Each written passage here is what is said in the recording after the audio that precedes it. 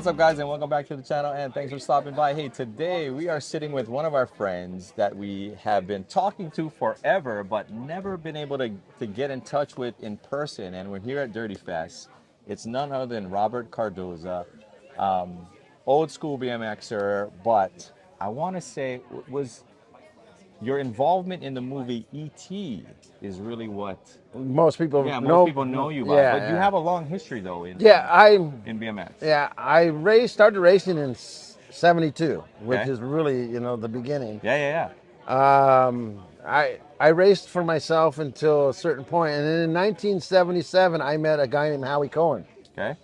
He owned a company called Everything Bicycles, which was right down the street. Literally, I used to ride to the dairy from my house, Okay. and I'd go by this place. And then one day I looked in, and there's all these bike frames and bike parts, and I'm a kid. Yeah. Right. So I go into the center, and I look in, and I'm looking in the door, in the main door, and I see this lady sitting there. And I go, I know that lady. So I go in there, and it's Kay, who ends up being Howie's wife now at the point. Okay.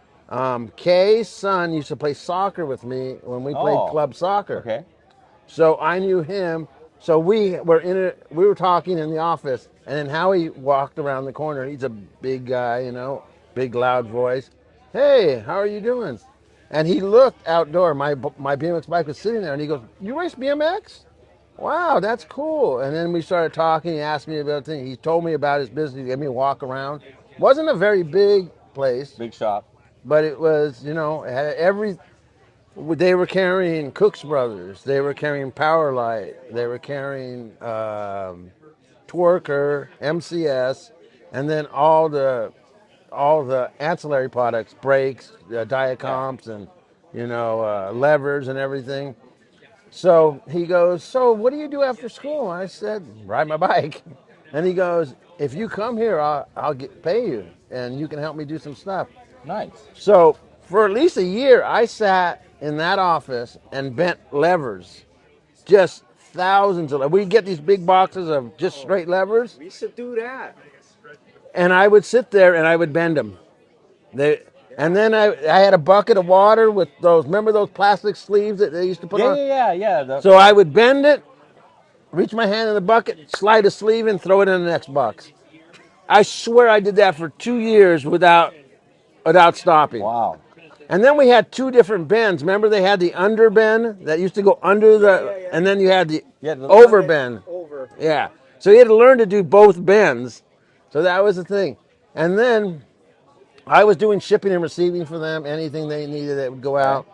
And then Howie, at the time, no one did a complete bike. Okay. You could buy a frame and a fork, and that was it. There's no complete bikes ever. Will they build them over there though for you? If you No, want it? no, No. no. It was a distributor. That's Okay. all it was. Oh, okay, okay. Just So more of all a we did was distributor. distribute. Yeah, Just send parts out. yeah. So we would do that, and then Howie had the idea to call a thing called a bike in a box. So you, as a dealer, would call up and say, "I need a red line frame and fork."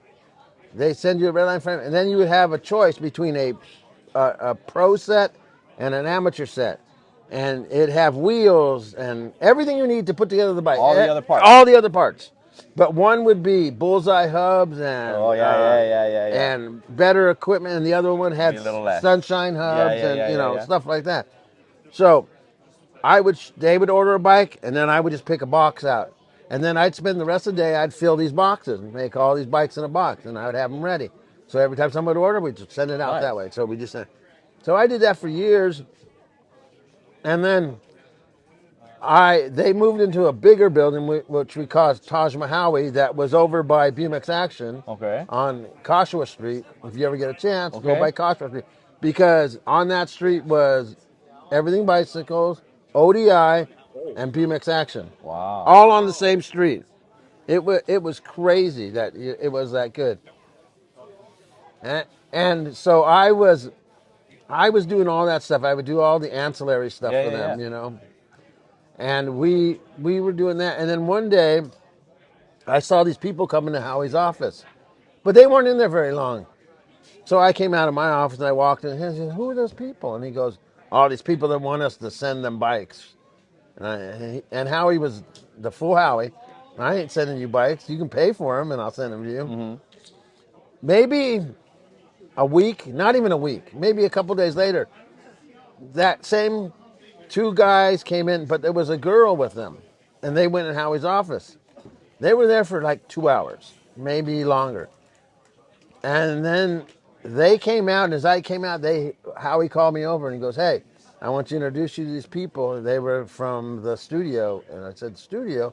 Yeah, they're going to make a movie, and they want to use BMX bicycles, and they want us to supply them bicycles, but they need these bikes like done in like 2 weeks." Okay. And I said, "So what are we going to do?"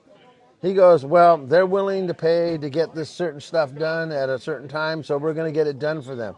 So I would need you to go get, I think it was 20 bikes, unbox all these bikes, strip them all down, and we threw them in the back of my truck, took Okay. them to, I'm almost positive it was Jeff Utterbeck's dad that painted the bikes. Oh.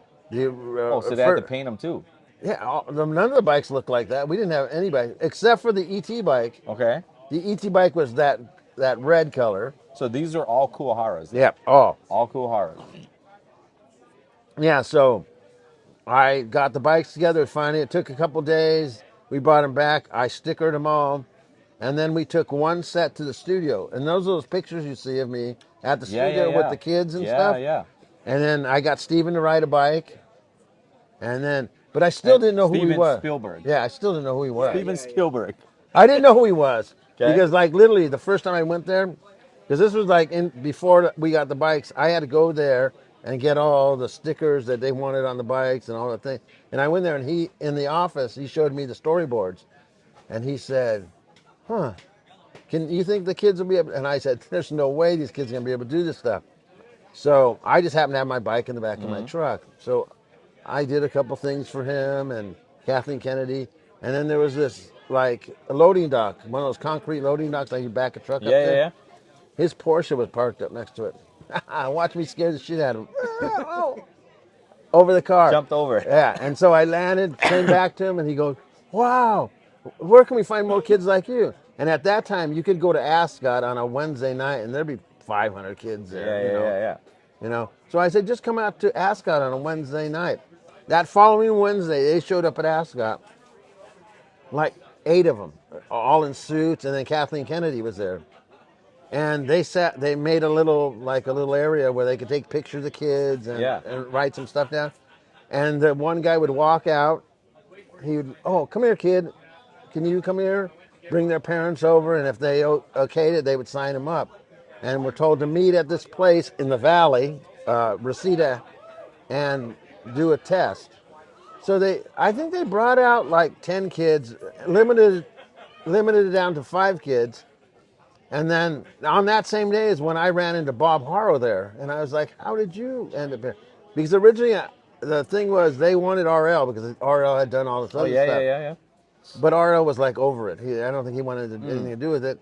And someone called Bob. One of my friends called someone that told him to call Bob. And Bob agreed to show up. You had no clue what he was running into at all. At all. No. So we hooked up since we knew each other. We started talking, and me and him ended up being more of the principals. We were in and out of everything. Like when they needed a camera bike, they used Bob's bike because it was in the back. A lot of the stuff you see, like when we go over the car, it's me and Bob. It was just that we were of age, so they weren't. So they could use you any time of the day. Yeah. Whereas kids, they had to go to school. Yeah, exactly. 4 hours, then you have to go to school for 2 hours, and so we could get in a lot more. So if you notice, or a lot of that is just me and Bob and stuff. Oh, interesting. So we did all that, 3 weeks of that, shooting that scene, around the house, down the things, down the steps, around the thing. In that where they're getting chased. Yeah. Is that the chase scene? Yeah. Where the feds are like. Yeah. And they're going through the construction. Hey, and those guys would say, "Hey, don't worry. We in the cars they were chasing us. And we'll get close. We promise we won't hit you." That was like, even Bob went, "You sure about that?"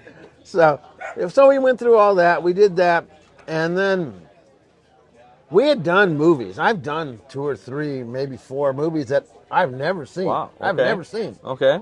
you know.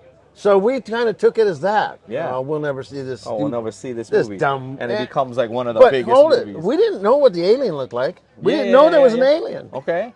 Okay, what we rode around was this aluminum cylinder that was shaped like his head, covered in a blanket. So they just made some sort of model Yeah, and but stuck not it. even. It wasn't even. Was it It, it, even? it was just an aluminum L-shaped thing covered in a blanket. That's crazy. That's all it was, huh? That's what they Yeah, tell us. yeah, yeah. And they wouldn't. Hey, they wouldn't even show us a picture. Yeah, Steve Giberson, former editor of the BMX Action magazine. Most kids loved his writing, so yeah, and so we did all that. So literally, we wouldn't know.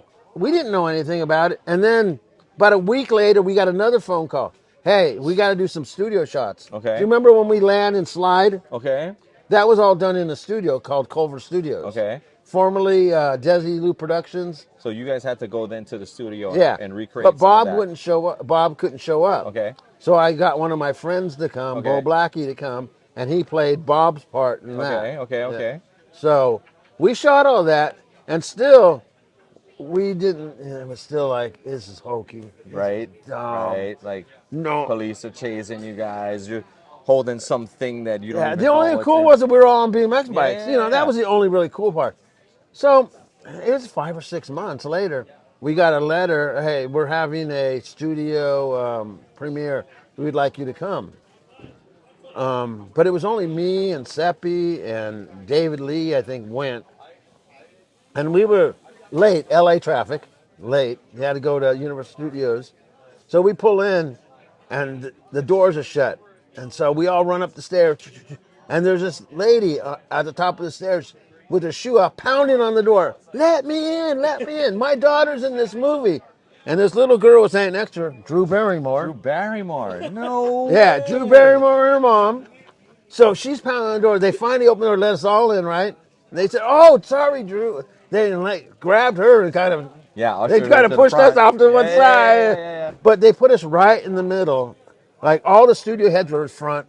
Then you had a group of us, and then you had a bunch of studio kids. Okay. Probably Yeah, yeah, yeah, yeah. from, I'd say 5 to 12 maybe, but probably 30 of them.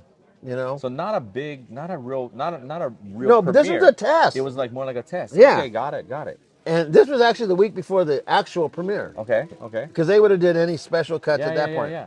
So the movie plays, and we're like, I don't know, but it's good. And then you remember the part where E.T. dies? Yeah. Okay. At that point, when E.T. dies, you hear crying, and you hear, "Oh my God, don't let E.T. die! God, please don't let E.T. Yeah. die!" And you hear all these kids spouting off. And the first thing you know about movies and studios is if you catch a kid's ear and eye, the movie will be a success. Yeah, yeah, yeah.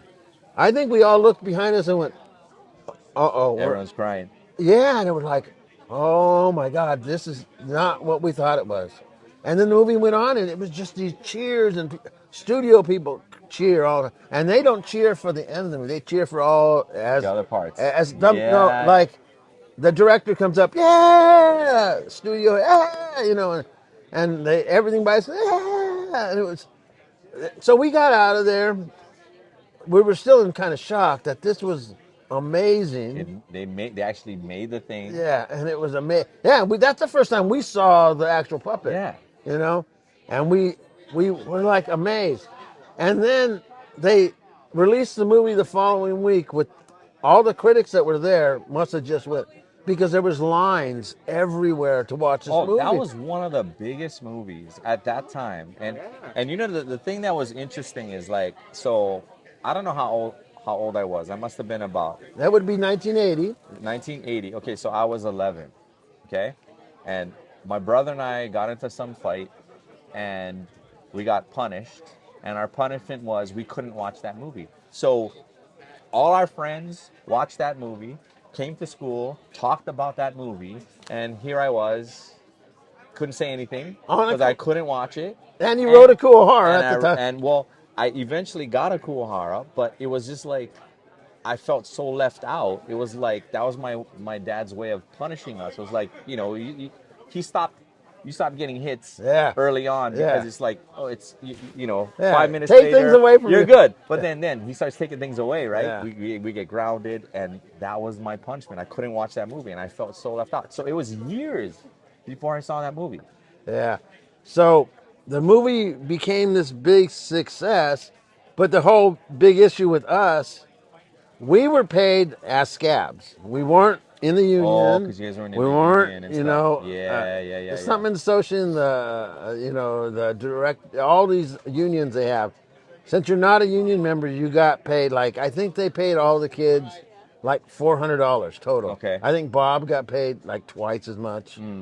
I got paid about 4 times as much Okay. because I was getting paid by the studio and I was getting paid by Everything Bicycle. So Oh, so you got I yeah, actually made out on the yeah, deal. yeah, yeah, yeah, yeah. But when we did it, there was no way we could even think it could become what it became. Yeah. And then it became this culture thing, and it blew up. The magazine did some things on it. Yeah. Like I said, we've done plenty of movies, commercials, and stuff. Living in Southern California, they kind of pull you off the street when they see Yeah, you. yeah, yeah, yeah. But it was this odd thing that was so great. But we got, as the principal BMXers in the thing, we got nothing. Yeah, They yeah. c- they give points away. Like if you get 1 point, that's how much money you get. Oh, If they would okay. have gave us a quarter point, we all would have been millionaires. Oh, I can imagine. You know. Yeah, But yeah. it was great. That fun to do. It was the most amazing thing. It's nothing I'm ever going to forget because no one lets me forget. Well, And yeah, technically, everyone knows that's the ET guy. That's the ET guy, And so, yeah.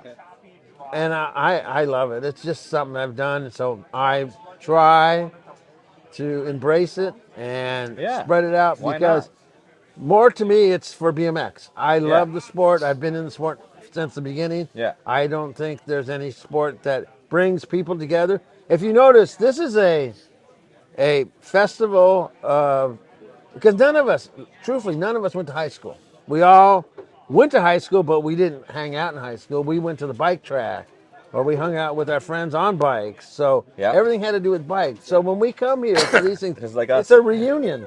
It's a Absolutely. reunion. We get to see all our friends, Todd Huffman, Eddie Fiola, Guyby, Yeah.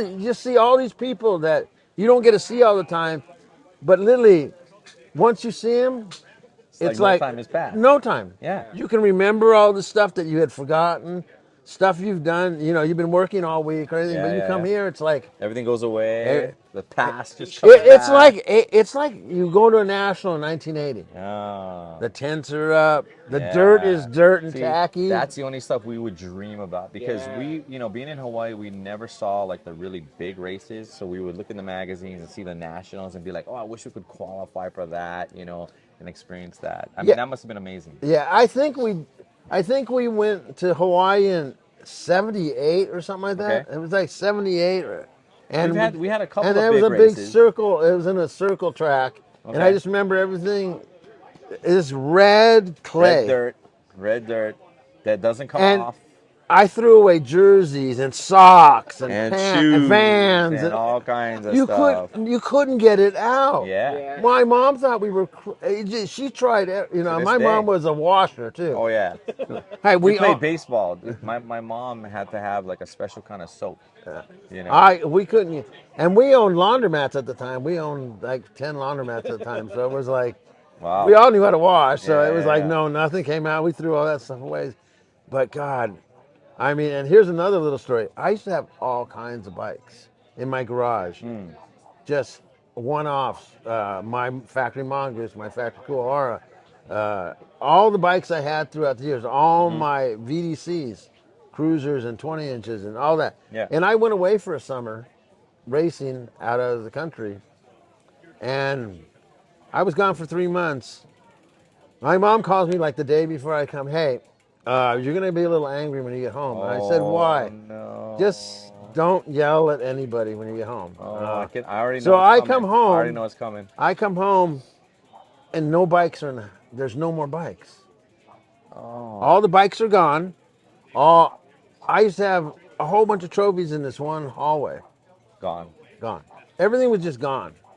I had shoe boxes everywhere. They were all gone. So literally everything, all that was gone. They thought he's not coming He's back not anymore. coming back. Yeah, We need the space. yeah. Like, But it wasn't. that's how my Kuwahara was sold to my mom's coworker for $50. Yeah, and And but she thought she was doing me a favor. yeah, I She's know. like, "You don't use it, so I got you $50 for it." I'm like, "Mom, $50? Like, the bike was worth like well over 500. Like, Yeah, but that's the whole thing. And they didn't give the bikes to a bike shop or send the bike. They no, scrapped them yeah, all. or they just gave them away to like friends and neighbors. Like, Well, I know my nephew got a couple, but literally my dad just took them and they piled them in a truck. and just took them to the yard. Oh man, And I'm like, imagine having all that stuff today. yeah, I wouldn't have to work for the rest of my damn life. Yeah, So Yeah. it's an amazing thing. The life that we as BMXers have lived yeah, and continue to yeah. live. And it's crazy that like the community, as big as BMX is, it's still a pretty small community. Oh, to me it's because I go to the nationals all the time. But when you go to the nationals, you see the same people Yeah, yeah, all yeah, the yeah, time. yeah, So we're kind of like a gypsy group. So Okay. we go to these events, yeah, do yeah. these events, and travel. But it's usually the same couple of 500, 5,000 Yeah, yeah, yeah. people that do it in the big events. And then you have the stragglers for each town come in. Yeah, yeah, yeah. But the stragglers come in and they're welcomed like Yeah. with open arms, and then they become your That's buddy. like us right now. Yeah. We're stragglers at this event, and we have just been welcomed everywhere we've gone. People that you've introduced us to, people that other friends have introduced us to. It's just been such an amazing experience. Like this. But that's why I asked you. I told you you need to come to one of these events. Yeah. Because you don't know what it's all family. Yeah, that's exactly the kind of vibe that we felt. It's just like, we met the team leader for SC Bikes, and he's like, guys, Yeah, Todd Lyons. Todd, but then no, the guy that runs a team. Oh, runs the team. Yeah, and he's like, just come here all weekend. You want someplace to sit down, have lunch. People will give you leave your food. stuff, They'll give like, you drinks. Yeah, Isaac. We're all family. He's We're like, all come hang family. out at the Yeah, Supercross tent. yeah. Like everybody has just been just completely welcoming, and we're just we go home with smiles on our faces. That's We're what I mean. smiling It all hurts, day. doesn't Like, it? It hurts. Exactly. That was my post today. It was like we have just been smiling nonstop just from the welcoming environment that we've just received, and everyone's been so nice, and people like you that we never even met. You just watched our videos. Yeah. Left But- comments, and then, But from day one, when I saw know. you guys, I saw the passion in you guys. Both of you two. Bernie in his little garage, and he Yep. can't find shit in his garage at the time. That's not script. yeah. The funny part is when you guys are doing those, you two have this banter together that you guys been friends forever. Oh, yeah. Because you'll talk smack on him, and he has that laugh, and he'll throw him back at Yeah, you. yeah. And that's what you call camaraderie. Yeah, and that's what's here. Exactly. Exactly. You We you see may not know anybody, but Yeah. you'll say hi, and then they're instantly your friend. Yeah, They'll ask you, "What are you doing?" "Oh, you do this. Yeah. Can we help you with something? Can we, yeah. And we've watched you talk smack to a bunch of people, all of your I- friends. that's all. That's all. There's Yeah. nothing else to do out Yeah. here, Like See, now I'm Eddie, getting coffee. Yeah. that guy right there, Eddie. Turn around, and look at him. See? I Yeah. remember when he actually raced bicycles. Come here, Ed. I was fast. Here he comes. Here he comes. I was faster than this guy. Here comes the But key. then I wanted to do 360s. you just wanted to hide your sister. That's not my job. Hey, that's why we come here. It's a studio. Yeah. See, where else are you gonna go in this United States of America? You can come to an event like this, and you're gonna sit down with Eddie Fiola, legends. king of the skate parks. We got Robert that was in E.T. But Eddie, I mean, E.T., Rad, Yeah. Yeah. and all we need now is some Tom Cruise movies. and Ed Absolutely. was a little racer. He would come out to the track, and then he would go out in the parking lot and spend more time in the parking lot doing little tricks. And it wasn't all the tricks you see today. He was just trying to do certain little things, and then a month later he would know another one, and a month later and then all of a sudden he became Eddie Fiola. Yeah. Yeah. People knew who he Yeah. was. And there was this skate park, Lakewood Skate Park. I remember going there to go see Tinker ride because I thought Tinker was badass. And this little guy shows up with these skinny tires, and he's flying around there like a madman. And then Oh, yeah. maybe a year later, he was doing 8-foot airs out of the bowl at Pipeline, and Yeah. I had never seen any. We'd all, I'd hung around Haro half my life. I worked for him and stuff. Watched his shows. They would do 3-foot airs, 4-foot airs. When these guys started doing Pipeline, and him and Dominguez and Blyther would be popping out of that thing, you were scared for them. Yeah. And mostly We when didn't know any better. it wasn't until you hit the ground and you figured, oh, that fucking hurts. I had to get a reminder 2 days ago. Show them your head. Yeah. I don't know if there's much of it. I mean, but there's a little remnants bruising of that. Yeah. Hey, there's no wrinkles on that side now. Oh, but like I said, he was just one of the kids, and he made freestyle what it is today. Oh, absolutely. Because if you watch freestyle, people mimic his style. Oh, yeah. Especially his moonwalk. All over the world, because it's one of the simpler things to do. So everybody mimics it. It's simple. It's hard. It's actually hard to do. It looks easy. That's why I don't do it. I make it look easy. Yeah, but like I say, the start of freestyle was in a parking lot at Harbor BMX or at Ascot BMX. And even when Martin would show up, but Martin was a racer and a jumper more than he was anything. It was just these amazing people we ran into, and now, 45 years later, we're still wanting to come see each other again because it's friendship, it's camaraderie, it's a community. Absolutely. Man, such an honor. Yeah. It's so cool to be here and just to meet you guys, and it's unreal. Yeah. We definitely want to talk to you. This is a little bit of after Hawaii this. feel, When right? I- The ground is wet. absolutely. You got some greenery. Yeah. Why don't I do this? I'm going to say goodbye, and I thank you guys, and you too. I love your show. I watch it all the time. I comment on every video because I like it. Helps the algorithm. And you guys have a good. This man is a superstar, by far a superstar. Absolutely. And in fact, he was a Kuwahara rider at one point. Yep. Really? Yes. Him and Bob. I remember when we had shipped the bikes. Actually, you guys came to the little warehouse. Little warehouse. Everything bicycles. We came to the Everything Bicycles. Howie Cohen owned it at this point in time, and we come in and literally Howie gave us shopping carts. Take whatever you want. It was a kid in a candy store. And we came out, we get to the end of the lot, and we got we're putting cranks in, we're putting pedals in. We're going, we don't need it, but we want it. Yeah. And we're going, they're gonna say something, and they're gonna say something. And we literally get to the end. I handed you the boxes. Yeah. And they said, yeah, is that it? Yeah. Yeah, that's it. Wow. And we walked out the door with all this stuff. That's amazing. That is every kid's dream, man. Yeah. Every kid's dream. Absolutely. But like I said, have a good chat with him. He has way more stories than I have, and he is way more interesting than I am. Yeah. He's made many more movies, and most of you people don't know, you see him all the time in movies. As a stuntman. Yeah. Absolutely. So have a nice chat. Yeah. I'm glad I got to chat with you guys. Thanks, Robert. Enjoy your weekend here. I'm so glad you guys came. So awesome to be able to see Ed? you. I'm out. All right. I'm not out. Oh, you see how that worked out? Yeah. See how that worked out? All right. Sit down, Edward.